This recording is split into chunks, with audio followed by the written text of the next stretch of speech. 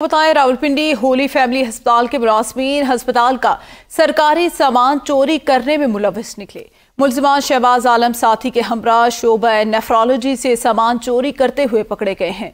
आम खबर दें आपको होली फैमिली रावलपिंडी से, जहां पर सरकारी मुलाजमीन ही सरकारी सामान चोरी करने में मुलविस पाए गए। मुलजिम शहबाज आलम साथी के हमरा शोबा नेफ्रोलॉजी से सामान चोरी करते पकड़ा गया। मजीद जानते हैं अपने नुमाइंदे अनवार अब्बासी से। जी अनवार, आगाह कीजिएगा, क्या मुआवजा है ये? होली फैमिली अस्पताल में करप्शन की दास्तानें खैर नई नहीं ही हैं, लेकिन आज एक मुलाजम को रंगे हाथों चोरी करते हुए पकड़ा गया।